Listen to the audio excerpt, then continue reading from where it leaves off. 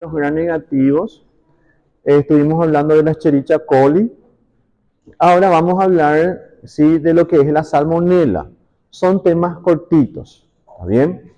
La salmonela, fíjense que son bacilos gram negativos que normalmente encontramos, ¿sí?, en el tubo digestivo de los animales. ¿Por qué? Porque forma parte de su microbiota. Así como nosotros tenemos nuestra microbiota, ellos también tienen su microbiota. Algunos gérmenes son idénticos a los nuestros. ¿Qué significa? Hay bacterias que ellos tienen y que también nosotros tenemos. Pero hay bacterias que ellos tienen, pero nosotros no la tenemos. Entre ellas es la salmonela. La salmonela es un bacilo que se encuentra en el tubo digestivo de aves de corrales, por ejemplo, gallina, pato, pavo, que sería peru en portugués, también ganado vacuno, bovino, ¿sí? En ellos principalmente vamos a encontrar el ser humano no es portador normalmente de salmonela, aunque a veces sí puede aparecer. Podemos estar colonizados por salmonela. Son pocos, pero hay. Y esas personas que se encuentran colonizadas son personas que pueden ir transmitiendo a otras personas que donde su sistema inmune es debilitado. ¿Está bien? La salmonela se transmite principalmente por el consumo de alimentos contaminados ¿con qué? Con heces de animales. Por ejemplo, podemos hablar del huevo o podemos hablar de otras bebidas, por ejemplo el agua.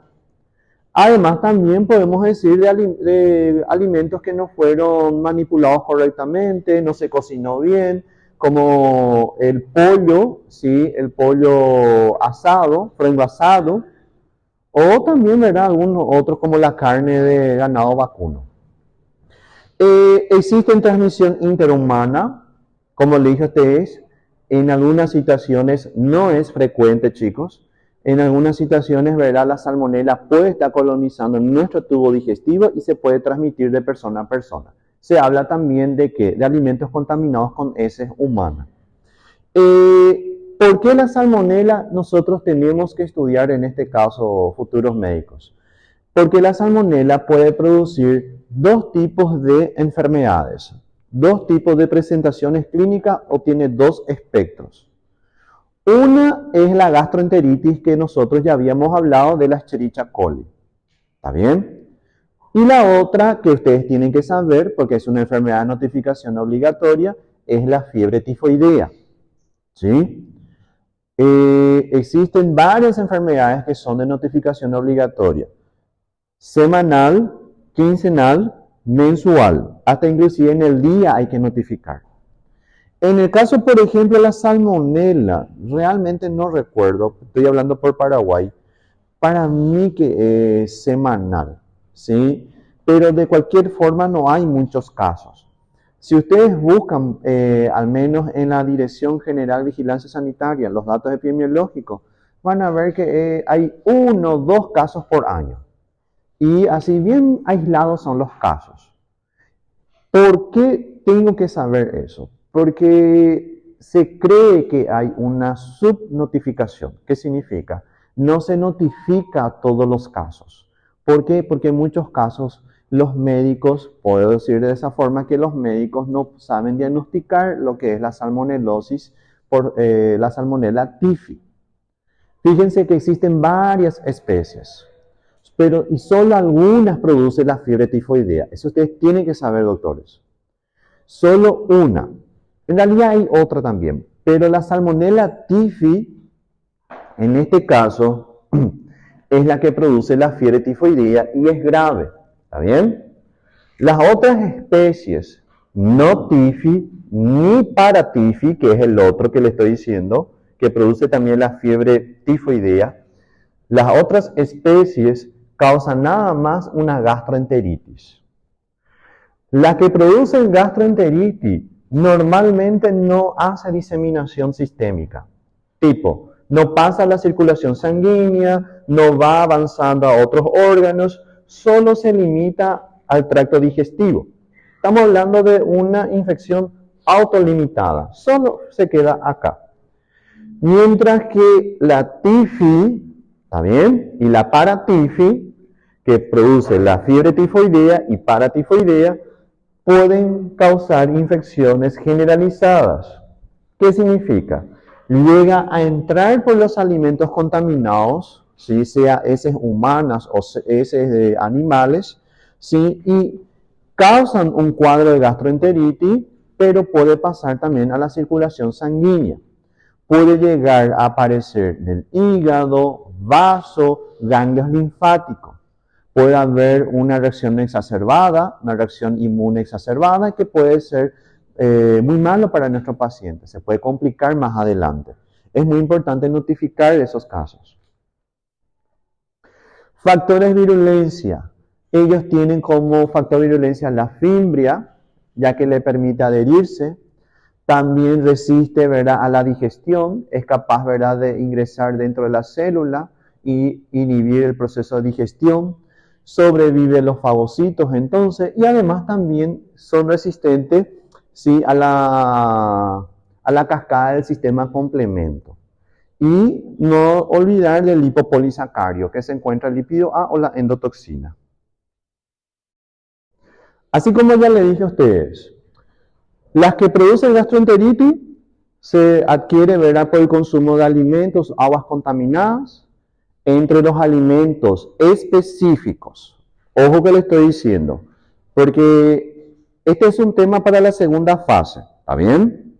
Todo lo que no cayó en la primera fase, cae en la segunda fase. Y cuando yo le hablo a ustedes de alimentos específicos, es porque esto es lo que quiero que ustedes me citen. Ave de corral, huevo, leche no pasteurizada, o podemos hablar de contaminación cruzada. ¿Cómo es la contaminación cruzada? Por ejemplo, podemos hablar del huevo que estuvo, no sé, del lado de la verdura o la fruta, que contaminó a la verdura o la fruta, entonces hablamos de una contaminación cruzada. ¿Por qué le estoy diciendo que tiene que escribir estos alimentos? Y no es que, ay, vos chutás y va que el profesor aceita. Es que estos son los alimentos que normalmente vamos a encontrar que van a presentarse la salmonela. Es como si fuese que ustedes están haciendo una cirugía, aprovechando ya también hablando del examen parcial, en la cuestión de cita y también falso verdadero, chicos. Les voy a explicar de otra forma. El médico cuando está en cirugía y sabe que tiene que cortar el apéndice, es el apéndice que tiene que cortar. No, no, ¿sabes qué? Corté un poquito más para allá, va que el profesor me acepta. No, no hay eso de que aceité porque va que fue perto, se acercó el apéndice. No, si hay que cortar el apéndice, es el apéndice. Si hay que cortar la pierna derecha, es la pierna derecha, no la izquierda. Si hay que cortar el meñique, no el anular. ¿Están entendiendo? Entonces, estos son los alimentos que normalmente, fíjense, ¿verdad?, que van a estar contaminados. Una vez que se consume, fíjense que después de 6 a 24 horas comienzan a aparecer los síntomas. Tipo, después, ¿verdad?, de consumir, después de 6 horas o al siguiente día voy a presentar náuseas, vómito, dolor abdominal, diarrea, fiebre, que van a persistir de 2 a 3 días, que luego va a ir cediendo, va a ir desapareciendo. Puede que mi sistema inmune haya conseguido eliminar y haya expulsado, por ejemplo, a la salmonela de mi tubo digestivo. Acuérdense que la diarrea es una respuesta inmune, ¿está bien? Normalmente no se requiere el tratamiento con antibióticos, porque el cuerpo humano, el cuerpo mismo se encarga de expulsarlo. Pero cuando estamos hablando, ¿verdad?, de un niño o un adulto mayor, ahí sí vamos cambiando. Posiblemente sí vamos a usar antibióticos, ¿está bien? También la salmonella typhi, ese sí o sí, eso no podemos evitar. En algunas situaciones, en algunos casos, ¿sí?, estos cuadros, al menos en el caso de la diarrea, puede presentar diarrea con sangre. No es tan frecuente. ¿Está bien? ¿Por qué le estoy diciendo esto? Cuando estamos hablando de diarrea con sangre, hay una lista larga de microorganismos. Una que ya nosotros estudiamos, la Escherichia coli con sus cepas enterohemorrágica y enteroinvasiva. ¿Se recuerdan? Ahora entra Salmonella, después va a entrar Shigella, después va a entrar Campylobacter, después va a entrar los parásitos que son la entamoeba histolítica, después va a entrar Balantidium coli, otro parásito. Va a entrar también, otro microorganismo. Existen varios microorganismos, chicos, que pueden aparecer o puede hacer que el paciente vaya presentando disentería. Por eso es que nosotros no podemos suponer que tal agente es sin haber hecho un estudio con el laboratorio. Si no puedo dejar de pedir al laboratorio un estudio coproparasitológico. ¿Me están entendiendo? Es muy importante. Y si es que no hay, no se encontró en el resultado, en la muestra del paciente, es porque no hay. Hay que saber que existen varios. ¿Está bien? ¿O querías preguntar algo?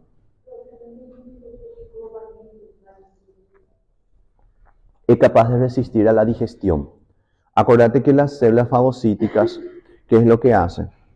Lo engloban, ¿sí? Se mantiene una vesícula y esas vesículas lo que puede suceder es hacer lo siguiente, hacer que las otras vesículas, los lisosomas, se vayan fusionando. Entonces, ¿qué es lo que hace? Inhibe el proceso de digestión. O sea, él, vamos a decirle, resiste al proceso de englobamiento que ocurre dentro de la célula. ¿Está bien?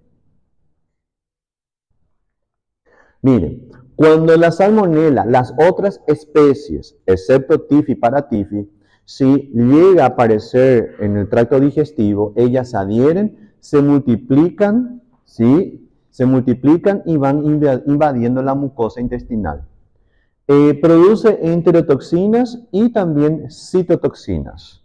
Enterotoxinas parecidas a las toxinas del estáfilo, capaz de producir una respuesta inmune, y citotoxina, que significa capaz de destruir las células epiteliales. Lisan los enterocitos. Por eso es que a veces puede presentarse los cuadros de disentería, o sea, diarrea sanguinolenta, pero no es tan común. Diversas especies de salmonela, entonces puede causar gastroenteritis. Este cuadro remite espontáneamente. ¿Qué significa? Puede pasar, ¿verdad?, mi paciente de sintomático a asintomático, o puede ser en muchos casos mortal. Depende mucho también del sistema inmune del paciente. Tratamiento. Reposición de líquidos sería la hidratación, suero glucosado sería en este caso. Antibióticos en niños e inmunodeprimidos. Así como le dije a ustedes, en algunos casos, ¿verdad?, el uso del antibiótico no se va a hacer, pero en otras situaciones sí, cuando estamos hablando de niños o estamos hablando de otras personas con un trastorno en el sistema inmunológico. Prevención, facilito, correcta manipulación de alimentos, refrigeración y cocción adecuada. Esas son las otras especies, no estamos hablando de Tifi. La Salmonella Tifi es la que causa la fiebre tifoidea. Como le dije a usted, este sí es una enfermedad de notificación obligatoria. Existe una ficha que ustedes van completando. La fiebre tifoidea es un cuadro febril prolongado, ¿sí? Es un cuadro, ¿verdad?, de fiebre con mucho tiempo, eso no es nada bueno. Vamos a ver que va a haber aumento de tamaño de los ganglios, vasos y también hígado. ¿Por qué se produce esto? Por la liberación de la endotoxina, el lípido A. Acuérdense que el bacilo gram negativo tiene, o las gram negativas, tiene lipopolisacáridos, ¿se recuerdan? Cuando pasa la circulación sanguínea, se libera ese lípido A, puede estimular la secreción de citocinas proinflamatorias, haciendo que mi paciente vaya entrando en un shock hipovolémico, hipotensión, hasta inclusive una falla multiorgánica. Y además también puede desarrollar el síndrome de la respuesta inmune sistémica. Complicación, hemorragia intestinal. Este tiene más probabilidad de causar un cuadro de diarrea con sangre debido a que produce una perforación. Y actualmente, así como le dije, es poco frecuente. Así como le dije a ustedes.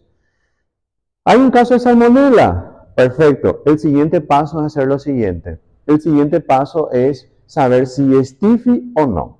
¿Se puede hacer eso en laboratorio de día a día? Se puede. Se puede hacer. Se puede pedir, verá, un tipo de test que ustedes van a hacer en el laboratorio acá de micro, que se llama test de Vidal. Aunque el test de Vidal no es un test, vamos a decirle, específico. Puede haber reacción cruzada, puede haber falsos positivos. ¿Está bien?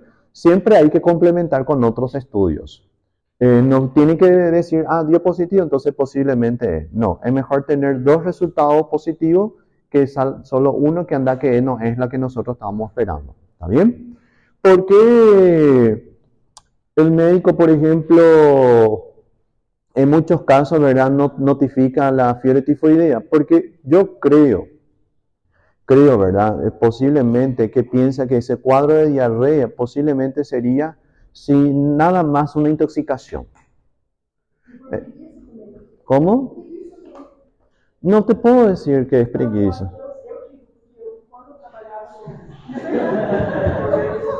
Você coloca o CID, a gente puxava o CID, era semanal para fazer, tinha que fazer semanal, tinha que mandar toda semana os casos. Não fazendo distinção. Diarreia, queixa de diarreia, você tinha que notificar, sem distinção de que tipo que era. Aí você jogava o CID, 40 pacientes, notificado 2. Mas por que você não notificou? Porque estava corrido, porque você está corrido na unidade de saúde. Preguiça. Lo que pasa seguramente está con mucho trabajo también, no sé. Hasta... Deixava jogado para a enfermagem. Chegou com queixa de diarreia, vocês notificam que a gente ia assinar. Eu agora não para vocês. Vos sos enfermera, ¿verdad? Vos sos enfermera, es malvada.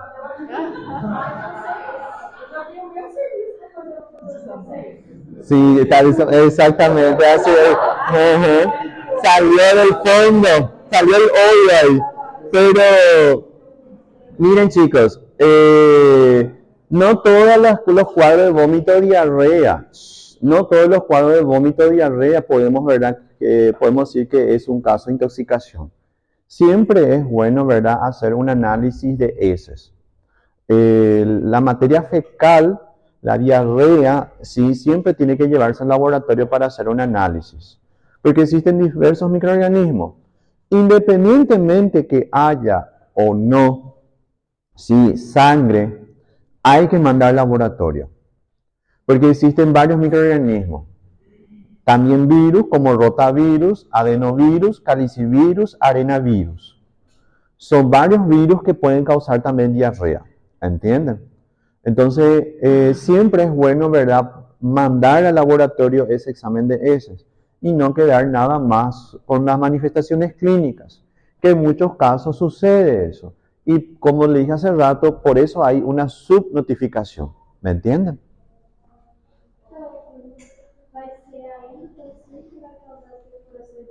No. La salmonela con su citotoxina es lo que causa la perforación. La endotoxina lo que provoca es la respuesta exacerbada de tu sistema inmune. ¿Está bien? Acá, por ejemplo, se adquiere por ingesta de alimentos o agua contaminada. Miren que la fiebre tifoidea tiene un tiempo de incubación de 10 a 14 días. Estamos hablando de infección sistémica. Se multiplican las submucosas del intestino, se disemina, afecta ganglios, vasos, hígado. Libera la endotoxina, provocando una endotoxemia, que significa que sería la endotoxina que está en el sistema circulatorio. Y los síntomas son dolor abdominal, perforación y hemorragia intestinal. Prevención, facilito. Control de agua, estamos hablando de agua clorada, ¿está bien? Control de alimentos, los alimentos son controlados para la venta, ¿verdad?, para poder, sí, para que sea consumo humano. Y control de sujetos enfermos y portadores. Por eso siempre es bueno mandar la muestra de heces, hacer una tinción de Gram. La tinción de Gram, si viene como resultado de, se observa predominantemente bacilos Gram negativos y no me acuerdo bien el resultado, pero se observa predominantemente Gram negativas y escasos Gram positivos. ¿Qué significa eso? Que la microbiota está bien y que no se observa la salmonela con sus flagelos. Entonces, de esa forma ustedes van orientándose si es o no es salmonela, aunque no puedo descartar también.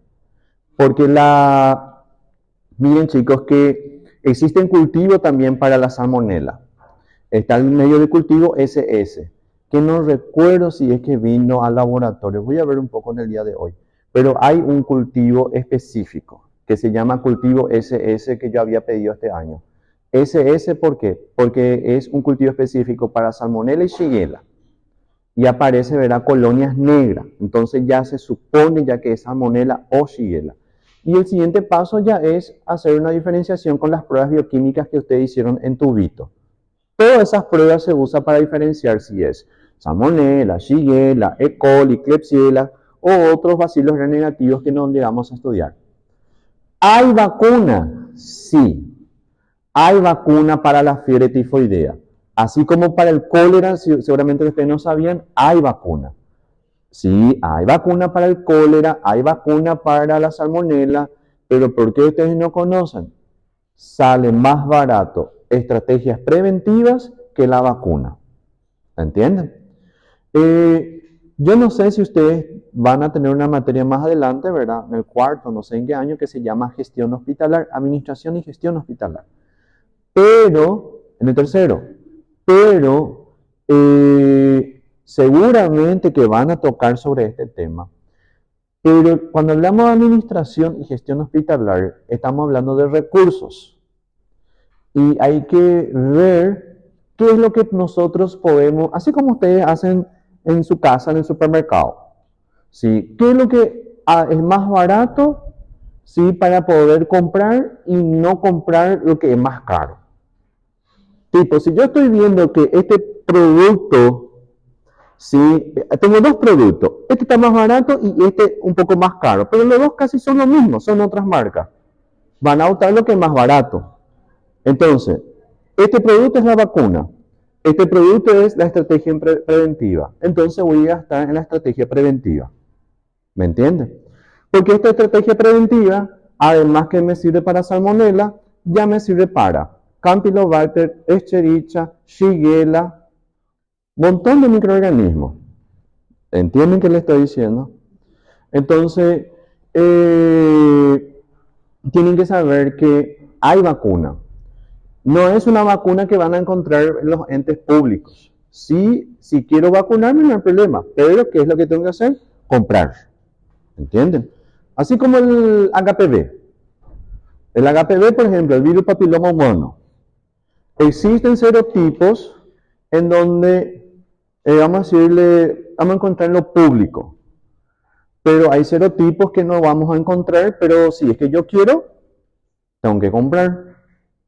Porque vamos a decirle que mata más. Vamos a decirle que, ¿por qué voy a encontrar público y no, sí, el público y gratuito? Porque mata más, hay más enfermos o hay más portadores crónicos. ¿Y por qué no voy a encontrar lo que tengo que comprar? No voy a encontrar lo público. Porque hablamos de menos prevalencia y menos incidencia. Hay menos casos, ¿me entienden? O sea, hay que economizar lo que se puede. ¿Por qué? Porque hay otras enfermedades, otros tipos de enfermedades que son enfermedades crónicas no infecciosas. Hablamos, por ejemplo, de leucemia, hablamos nosotros de diabetes, hablamos todas esas enfermedades no infecciosas crónicas. Hipertensión, eso sí, por ejemplo, hay que ver de dónde conseguir la platita para ellos. Otro, Shigella. Na questão da violência, ela você não quer tal, mas na violência é endotoxina ou não? ¿Cómo? Ela solta ainda por cima Y ese es el lípido A, Thaisa. para fazer a compressão. Se você pegar esse alimento e aquecer ele vai matar? Não. ¿A la bacteria? Sí. Ella es débil, ¿verdad? Es débil a la temperatura. Sí, ella es débil a la temperatura, pero si vos no tenés una buena cocción, vos no le matás. Te hago un ejemplo, el huevo. Si vos cocinás bien el huevo, no sé cómo ustedes le dicen, ¿verdad? Pero nosotros le llamamos acá en español castellano, huevo duro. Vos se colocan a agua, ¿no? Fervi, sí, y que quede bien duro para comer. Bueno, pero hay gente, por ejemplo, que le gusta aquel ovo que... Poché. Bueno, hay gente que le gusta. Está blandito todavía el amarillito ahí por dentro, porque hay gente que le gusta con una cuchara comer, ¿verdad? Ahí, por ejemplo, la salmonela no muere. ¿Entendés? Por ejemplo, frango asado o la mayonesa casera. Ahora que estoy recordando. El año pasado, por ejemplo, diciembre. En diciembre, por ejemplo, en Hernandarias, ¿verdad? Hubo un casamiento, sí, prepararon una ensalada creo que fue que usaron mayonesa, y de todos los invitados, 91 presentaron salmonelosis. Sí, sí, ese fue el año pasado. Entonces, te cuento nomás que tipo productos caseros que no fueron manipulados bien o tuvo una contaminación durante la manipulación, como mayonesa, ensalada, lo que sea. Ahí, por ejemplo, no hay cocción. ¿Está bien, pa? ¿Qué pasó? Bueno, Shigella, la hermanita de Salmonella. Shigella, existen varias especies que de importancia médica. La Flesneri, Sonei, Dysenteria y Boiri. Este tipo de bacterias encontramos normalmente en el medio ambiente. Así también se puede encontrar, por ejemplo, en el tubo digestivo de animales y ser humano, colonizador. Producen diarrea con sangre y mocos, disentería. Cuadro autolimitante, que significa que es un poco difícil o no invade o no hace una diseminación sistémica. Puede ser fatal en niños. Produce alteración en la mucosa del colon, pero no pasa las bacterias al torrente sanguíneo, así como le dije a ustedes. La misma cosa que salmonela. Aguas contaminadas, alimentos lavados con esas aguas. Este sería más una bacteria que se encuentra más en agua no tratada. Esta es una bacteria coliforme. ¿Coliforme qué significa? Coliforme significa que es una agua contaminada con heces. Podemos hablar de agua de pozo, por ejemplo. También podemos hablar que se adquieren por moscas. Las moscas también tienen una clasificación. En parasitología van a aprender lo que son los vectores. Están los vectores biológicos, mecánicos e inanimados. Los inanimados, ustedes ya por su nombre, ustedes ya saben qué es. Ahora, mecánico. Los vectores mecánicos sí son aquellos artrópodos que permiten va transportando a los gérmenes de un lugar para otro. Por ejemplo, la mosca posó en el basurero donde había heces o se contaminó con las patitas y se fue a pasar los alimentos de ustedes. ¿Por qué? Porque no taparon bien. ¿Entienden? Por eso es importante que aquella mandioca, aquel pan o cualquier alimento que está sobre la mesa se tape. O aquella olla, panela, ustedes le dicen en portugués, sí que tampe. O colocar en la heladera también. Porque una mosca no vuela muy largo, o sea, no vuela muy alto, no va a mucha distancia, pero anda que se fue a contaminarse con las heces del perro del vecino. O el gato del vecino o la vecina. Entonces hay que estar atento. Los vectores biológicos son otra historia que yo le voy a explicar después en parasitología, ¿está bien? Así también como salmonela, se ingiere las bacterias, hay un tiempo de incubación de 1 a 3 días, se adhiere el epitelio del colon, invade el epitelio del colon y tiene una diseminación intercelular. ¿Qué significa eso? Pasa de una sala a la otra sala sin la necesidad de salir por esta puerta y entrar por la otra puerta. Lo que hace es una fusión de esta membrana plasmática con la otra membrana de la otra célula. ¿Por qué lo hace eso? Porque afuera le espera anticuerpos, le espera enzimas antimicrobianas, la propia microbiota y también le espera el sistema de complemento. Nosotros también tenemos proteínas del sistema de complementos en el moco. Provoca la muerte de células en la mucosa, libera las toxinas, que sería la endotoxina, y hay una extensa reacción inflamatoria en el colon. Acá, por ejemplo, las dos células, allá arriba, el puntito negro sería la Shigella, invade al enterocito, resiste al englobamiento, no deja que le digiera, lisa a la vesícula, se multiplica en el interior de la célula, va a llegar en un momento que dice, bueno, ya somos muchos, vamos a pasar a la otra célula. Entonces así también se elimina la vesícula, en este caso, se multiplica en el interior de la célula y va haciendo este proceso en el tracto digestivo, causando una reacción inflamatoria intensa. Los enterocitos, ¿sí? Los enterocitos también tienen esos receptores del sistema inmunológico. El receptor tipo TOL, el receptor tipo lectina, o sea, también tiene esos receptores que van a reconocer lo que son los PAM, patrón molecular asociado a patógeno. Los enterocitos también liberan las citocinas proinflamatorias, ¿entiendes?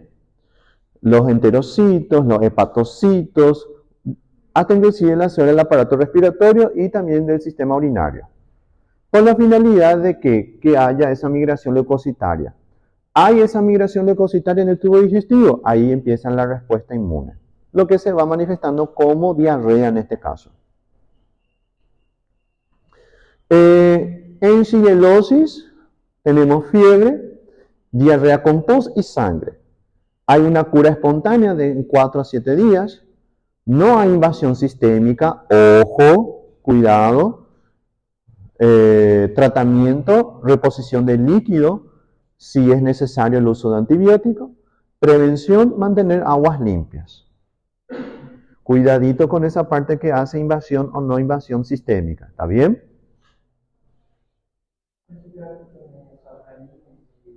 Inmunodeprimidos, pero también a veces se debe usar en adultos jóvenes, ya que shigellosis, vamos a decirle, si hacemos una comparación de quién puede provocar más ulceración, estamos hablando de Shigella. Shigella más potente, vamos a decir. Shigella, ¿de dónde viene? Shigella fue este señor que había descubierto, Kiyoshi Shiga. Él descubrió, ¿verdad?, en muestras diarreicas, vio que estos bacilos renegativos no eran nada de coli, nada de otros bacilos que ya hemos estudiado. Hizo cultivo, McConkey, no se ven también las colonias, por acá ustedes tienen unos, y existen otras pruebas, y además también había hecho pruebas bioquímicas. Con respecto a la pregunta del compañero, ¿verdad? Sí, Flexneri y Sonnei son las más frecuentes y es la especie más virulenta. Tipo, tiene más potencial para causar ulceración. Por eso le dije que a veces, ¿verdad?, en adultos jóvenes sí también se usa antibiótico. En el caso sí encontramos Flexneri y Sonnei. No se olviden de este, por favor. Causa disentería bacilar, causante del 5 a 10% de las enfermedades diarreicas en muchas zonas. Los síntomas son los mismos: fiebre, dolor abdominal, vómito, náusea, diarrea acuosa muy abundante con sangre y mucosidad. Tratamiento: mantener la hidratación. No se suele emplear antibióticos, pero si es muy grave, se puede emplear ampicilina y tetraciclina. Normalmente no presentan resistencia a ellos. A veces, ¿verdad?, o sea, suele ser facilito de eliminar. Yersinia no se preocupen, ¿está bien? Vamos a estudiar ahora Campylobacter. Hoy vamos a hacer live. Así que este slide está aparte, chicos, que es el Campylobacter. Cortito también.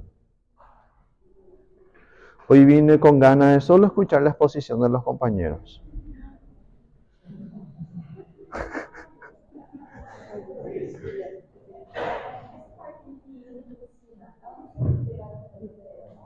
¿Cómo?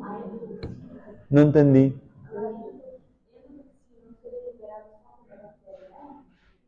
Sí. Y vos tenés que saber que la bacteria cuando llega al sistema circulatorio va liberando. Cuando muere se va liberando.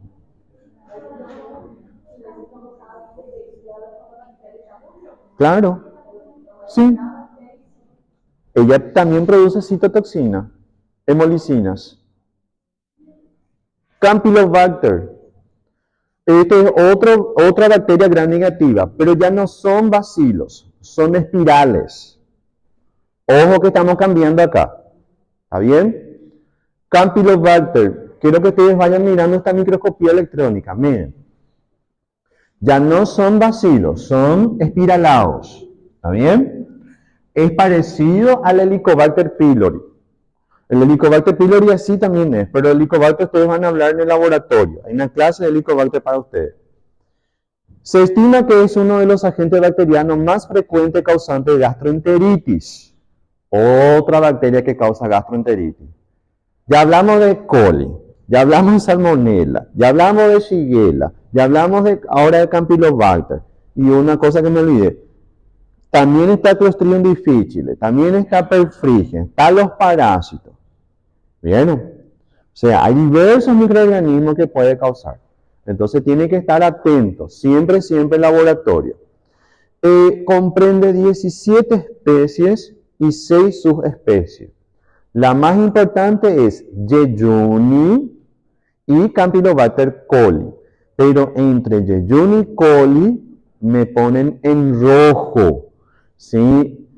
Yeyuni. Yeyuni es el agente etiológico, el 80% de la gastroenteritis. Y Yeyuni van a pensar siempre en Yeyuni cuando es una persona que trabaja con animales de consumo humano. Hablamos nosotros de ganado vacuno, o sea, vamos a hablar de una persona que se enfermó por esta bacteria ya que tiene una ocupación o un laburo que le hace más propenso a tener esta bacteria. Por ejemplo, yo, profesor Carlos, yo no tengo altas probabilidades de tener una gastroenteritis por Yeyuni. Tengo más probabilidades, no sé, por una E. coli. Pero si es una persona que trabaja en el campo, tiene ganado o tiene animales que cría para la venta, ese sí hay que pensar que posiblemente sea Campylobacter. ¿Están entendiendo? Pero así también no me tengo que olvidar de quién, de Salmonella. Tampoco me puedo olvidar de quién, de Shigella. Por eso sí o sí hay que pedir laboratorio. Esta bacteria es una bacteria gram negativa, móvil, no aparece ahí, pero tienen flagelos y tiene una forma espiralada. Esta bacteria normalmente no se cultiva. Acuérdense que le estoy diciendo, o sea, que siempre le estoy repitiendo, doctores. Hay bacterias que se cultivan y se cultivan.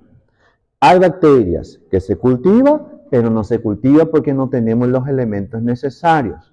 Entre ellas, ¿quién está? Campylobacter. ¿Entienden? Y hay bacterias que se cultivan, pero no se quiere cultivar porque son peligrosas. Acuérdense del Clostridium tetani y botulinum, ¿se acuerdan? Y hay bacterias que nosotros vamos a estudiar más adelante, que es el treponema, que jamás fueron cultivadas. El agente etiológico de sífilis. ¿Sí? Eso ustedes tienen que recordar después más adelante. ¿Por qué esta bacteria es un poco difícil de cultivar? Porque crece en un ambiente microaeróbico. ¿Qué significa? Es un ambiente que debe tener nada más de 3 a 10% de oxígeno, o sea, de concentración. Pasando un poquito, ya esta bacteria acaba muriendo, pero eso se hace un poco difícil. Miren, Yeyuni es el 80%. Coli, el 15%. Las demás son muy raras. Yeyuni normalmente causa nada más gastroenteritis. Muy raro es que cause una diarrea con sangre. Normalmente también son casos leves. Pero ¿por qué yo tengo que estudiar si esta bacteria, si es un caso muy leve y difícilmente puede ser mortal? Debo estudiar por los trastornos que pueden aparecer más adelante por culpa de Yeyuni. Yeyuni, sí, es uno de los agentes etiológicos, o vamos a decirle, una persona que tuvo Yeyuni, más adelante puede desarrollar un trastorno en el sistema inmunológico. Hablamos de una enfermedad autoinmune, el Guillain-Barré, por ejemplo. Zika también. O otras enfermedades también que son infecciosas, que pueden generar autoanticuerpos. Es lo que los compañeros le van a hablar en el día de hoy. Por ejemplo, yo le dije a ellos, sí, que me hable la relación que existe la infección con la autoinmunidad, ¿verdad que sí? Me imagino que van a hablar sobre eso.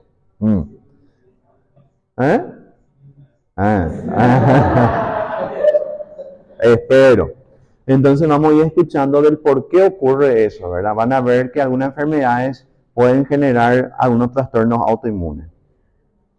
Miren, signos y síntomas. Diarrea, inflamación, dolor abdominal y fiebre. Otras manifestaciones, diarrea sanguinolenta con moco, así como lo dije a ustedes, o diarrea acuosa. Así como lo dije hace rato, raro es aparecer diarrea con sangre. ¿Está bien? Pero no porque no haya sangre significa, no voy a mandar al laboratorio porque este seguramente es una bacteria bien leve. No, hay que mandar. Hay que ver si hay leucocitos o no. Cuando se observan muchos leucocitos, ojo doctores que le estoy diciendo, muchos leucocitos en la diarrea, se supone que probablemente sea una infección bacteriana. ¿Está bien? Si no hay leucocitos, son escasos los leucocitos, posiblemente sea un cuadro de diarrea viral. Y en los cuadros virales hay que dejar que el virus termine con su ciclo, y lo que nosotros hacemos con los pacientes con infecciones virales es nada más un tratamiento sintomatológico. ¿Entienden? Toda infección viral, ¿sí? La mayoría, algunos que otros no, la mayoría, ¿sí? Es nada más un tratamiento sintomatológico, tratar de paliar los síntomas, porque así como le dije a ustedes, el sistema inmune está para ayudar, pero así también puede perjudicar. Dosis infecciosa, 500 a 800 bacterias ya son suficientes, parece mucho para nosotros, pero en realidad son poquitos y ya pueden generar las manifestaciones clínicas. Tiempo de incubación de 2 a 5 días y en general la enfermedad se resuelve en una semana, pero los síntomas pueden continuar hasta por 2 semanas. Y el paciente que no es tratado, puede ceder los síntomas y actuar como una fuente de infección para nosotros. Puede ir transmitiendo. No es frecuente, es raro, pero puede suceder, igual que la salmonela. Hasta inclusive sí puede llegar a transmitir hasta 1 año. ¿Está bien? O más de 1 año. Puede suceder eso. Por eso es muy importante mandar al laboratorio, hacer los exámenes y confirmar que sea un caso de Campylobacter. Y si es un caso Campylobacter, hay que ver si amerita tratarlo o no, pero en muchas ocasiones sí, hay que tratar. ¿Por qué? Por el trastorno que puede quedar en nuestro paciente. Acá está lo que le dije hace rato. Entre las complicaciones posteriores a la infección se encuentra el síndrome de Guillain-Barré, una forma de parálisis que puede provocar disfunción respiratoria y neurológica grave e incluso la muerte. Ocurre por mimetismo molecular, que significa que hay una reacción cruzada. Anticuerpos contra Campylobacter reaccionan de manera cruzada con el gangliósido, produciendo la desmielinización de los nervios. Acuérdense que las neuronas tienen una vaina mielínica. Lo que va a provocar es que estos anticuerpos, vamos a acordar un poco de inmuno, estos anticuerpos se adhieren a la membrana, ¿sí? Hay una reacción cruzada, y las células del sistema inmunológico, como natural killer, macrófago, eosinófilos y otras células, tienen receptores para la fracción cristalizable o la fracción constante, que cuando entran en contacto sus receptores con la fracción cristalizable o constante de los anticuerpos, van a activar un mecanismo que ustedes ya conocen, que es la citotoxicidad celular dependiente de anticuerpos. ¿Se recuerdan? Liberan estas sustancias antimicrobianas. Acuérdense que estas sustancias antimicrobianas no son específicas para el microorganismo. También puede afectar a la membrana de nuestras células, causando daños a la neurona, y el paciente va a ir presentando después una parálisis. ¿Entienden? Ese es el síndrome de Guillain-Barré. Es un ejemplo de hipersensibilidad tipo 2. ¿Está bien? Para que ustedes vean, ¿verdad?, de cómo es importante el tema de exposición. Diversas especies de Campylobacter habitan en el aparato digestivo y genital. Algunas especies causan enfermedades específicas de importancia para la producción animal.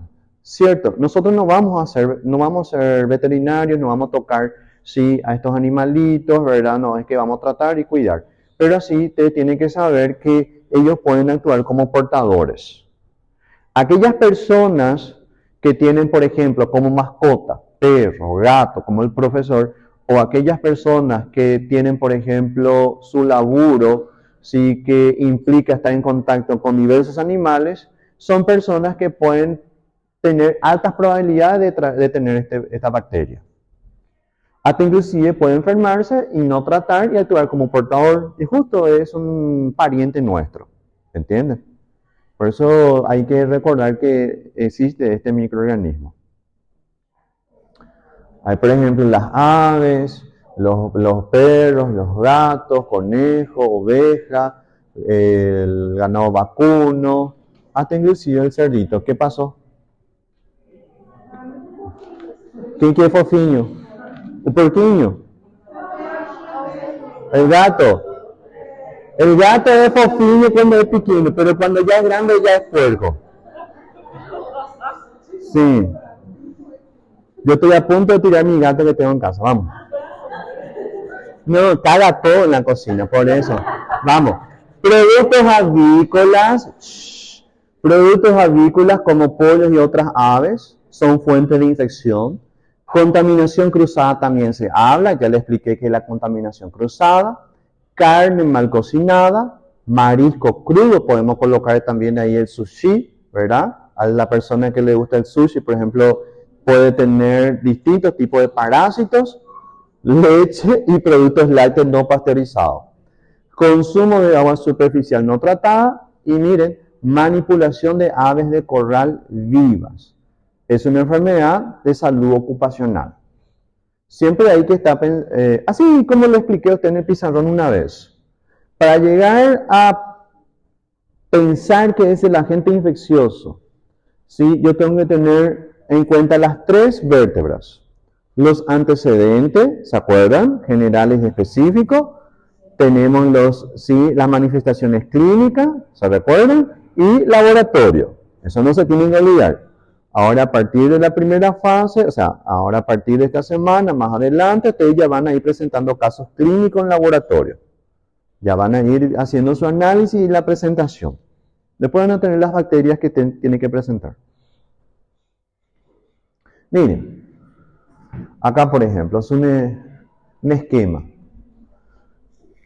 Aves de corrales, no tuvieron una buena cocción, consumo humano, gastroenteritis. Hasta inclusive las heces de estas aves pueden contaminar el agua. Estas aguas son bebidas por el humano, gastroenteritis. Estamos hablando también de leche no pasteurizada. ¿Está bien? Son ejemplos, ¿verdad?, de cómo la bacteria llega al sistema digestivo. Yeyuni se puede excretar en las heces durante un periodo de 2 a 7 semanas. en pacientes con infecciones que no recibieron tratamiento. Los humanos raras veces se convierten en portadores crónicos. Algunas personas han excretado yeyuni durante un año o más, así como le dije a ustedes, y sin presentar manifestaciones clínicas. La transmisión de persona a persona es poco común, pero puede ocurrir. Control de patógenos en la granja. Es una forma de prevención, de prevenir este tipo de microorganismos. Tipo, los cuidados que ellos deben tener es la forma, ¿verdad?, en que no puedan padecer este microorganismo, o también evitar que estos alimentos que son de consumo humano lleguen al supermercado o a nuestra casa. ¿Está bien? Es nada más a modo de comentario. Esta bacteria tiene mucha importancia en el área veterinaria, ¿sí? Pero nosotros tenemos que aprendernos esta bacteria, ¿por qué? Así como nosotros, en realidad ustedes, ¿verdad?, futuramente, te van a tener ese sellito donde diga médico interno con su número de registro y su nombre, y van a tener que firmar. Ese sellito tiene mucho poder. ¿A qué quiero llegar? Es que con ese sellito ustedes pueden recetar los antibióticos. Hoy en día, cierto, no digo el 100%, hay un control del uso de los antibióticos. ¿Está bien? Pero no crean que ustedes son los únicos futuramente que van a tener la potestad de recetar. Está también los veterinarios. Los mismos antibióticos que toman los animalitos, pero son dosis diferentes, ¿sí? Los mismos antibióticos que toman los animalitos, también el humano toma. O sea, lo que nosotros tomamos, ellos también toman. Y lo que ellos toman, también nosotros tomamos. Entonces, ¿qué pasa? Podemos cerrar una canilla, que sería la firma y el sello de ustedes, tipo hacer un control más estricto, digo, ¿verdad? Pero aunque también hay todavía esa venta libre de antibióticos en algunos lugares, en algunas farmacias, pero por otra parte la canilla puede seguir abierta. Hablamos, ¿verdad?, de la firma y el sello de los veterinarios. Entonces hay que recordar que las mismas bacterias que tienen estos animalitos pueden presentar resistencia. Y esas bacterias que llegan a colonizar el ser humano pueden ser bacterias muy resistentes. ¿Están entendiendo? Actualmente, Campylobacter jejuni no presenta tanta resistencia, pero ya hay cepas. Ya hay cepas resistentes ¿a qué? A la ciprofloxacina. La ciprofloxacina o la levo no tanto, norfo no tanto, pero la cipro sería el antibiótico que más nosotros usamos para el tratamiento de los pacientes con jejuni. Pero ya hay cepas que ya son resistentes, ¿entienden? O sea, anteriormente no la había, pero hoy en día ya se va presentando. Así como Treponema pallidum, el agente causante de sífilis. Existen algunos antibióticos que yo puedo usar, no se puede usar cualquiera. Pero entre ellos, el que responde mejor es la penicilina. ¿Está bien? Pero ya hay cepas resistentes a la penicilina. Y se hace difícil. ¿Me están entendiendo? Ojo, hay otros antibióticos, pero no hay una buena respuesta a la doxiciclina, a la acitromicina, a la tetraciclina. ¿Está bien? No, vamos a decirle que el paciente no... O sea, con ese uso de ese antibiótico no se cura lo más pronto posible. Entonces, por eso se elige más la la penicilina. Pero hoy en día ya se habla de cepas resistentes. Entonces, ¿qué pasa? Hay que ver de alguna manera. Sí. Ojo, tratamiento de penicilina en algunas situaciones puede ser más de un año.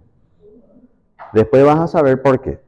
Cuando yo te enseñe treponema y el control con el DRL, vas a ver que cada 4 meses tu paciente va a tener que ir haciendo el tratamiento con penicilina. Es de acuerdo al resultado de BDRL. Después van a tener práctica de DRL ustedes, ¿está bien? Último.